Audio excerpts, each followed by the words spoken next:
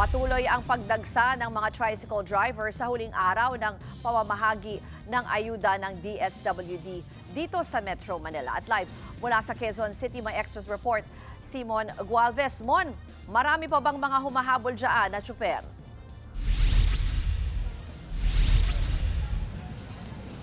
Marami pa, Ruth, at marami pa ring bilang ng mga tricycle driver dito sa Quezon City ang hindi sumakses ngayong Huwebes kasabay nga ng huling araw ng bigayan ng ayuda para nga sa mga tricycle driver. Kaya naman, i-extend daw yung pamamahagi ng 5,000 piso hanggang bukas kahit holiday.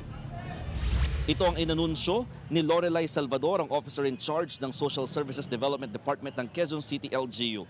Paano ba naman? Mula kasi sa mahigit 7,000 isinumite nilang mga pangalan ng tricycle driver na nawala sa listahan, halos 3,000 rito ang hindi uli pinalusot ng DSWD.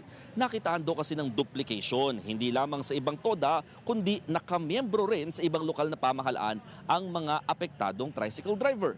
Ito ang ipinaliwanag ng tanggapan sa lahat ng mga presidente ng TODA sa lungsod.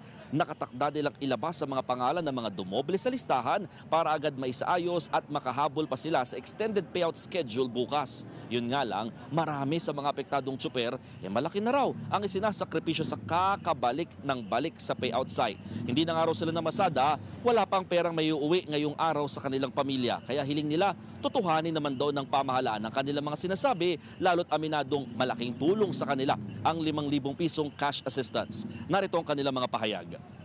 Dapat daw ngayong Huwebes pumunta ako. Ang problema nga po, dito ako ngayon, wala na naman po. Operado po ako Hindi naman ko pwede magpabalik-balik, sir. Mamahal ng maintenance ko. Operado po ako sa puso. Ang isa pong tricycle driver ay 2 pong TODA na member siya, or at the same time naman po is nakalista rin po siya sa ibang LGU. Samantala, hindi rin pinagbigyan ng DSWD ang ibang tsuper na kahit nasa listahan ay hindi naman nakapunta sa nakatakda nilang schedule. Itinuring na kasi silang unclaimed at magtatakda na lang daw ng ibang araw para sa special payout schedule para rito. Kaya naman, Ruth, pakiusap pa rin ng LGU maging ng DSWD sa mga apektadong tricycle driver makipag-ugnayan sa mga opisyal ng kanilang TODA para malaman kung ano ang naging problema. Bukod kasi sa baka kabilang nga sila dun sa mga dumoble yung kanilang pangalan or nasa listahan, maaaring kulang pa rin o may mali sa isinumitin nilang mga personal na detalye o datos. O di kaya naman ang sinasabi ng mga officials ng TODA, baka hindi pa talaga napasok sa listahan yung mga isinumitin nila nung nagdaang 2 araw. Ruth?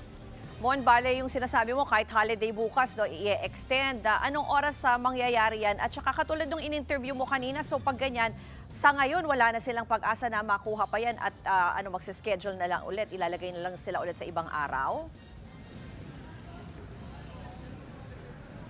Oo, Ruth, mahigpit kasi yung DSWD pagdating sa payout, no, yung mga wala sa payroll for today, talagang hindi sila makakatanggap ng ayuda. Ibig sabihin, kung wala yung scheduled TODA mo, for example, hindi ka talaga makakakuha ngayon. Kaya ngayon mga unclaimed dito mga nakaraang araw, kahit nasa listahan sila, dahil hindi nga nila schedule ngayong araw, hindi sila mabibigyan ng ayuda. Hihintay na lamang nila yung panibagong schedule. So yung mga nabigo today, talagang hindi na sila makakakuha ngayong araw at maaaring mapasama na sila bukas o di kaya naman sa iba pang payout schedule bukas, inaasahan na same time pa rin. Pero oras daw na mapaaga yung tapos dito sa mga unclaimed or particularly yung mga for compliance pa, no, yung mga hindi pa nga na proseso ng mga pangalan, maaaring tapos ito ng maaga, di na paabutin pa ng up to 5 p.m. Ruth? Yan po ang Express Report ni Mon Gualvez. Mga kapatid, Ruth Cabalco, para sa mabilis na pasada ng mga balitang dapat niyong malaman, mag-follow at mag-subscribe sa social media pages ng News 5.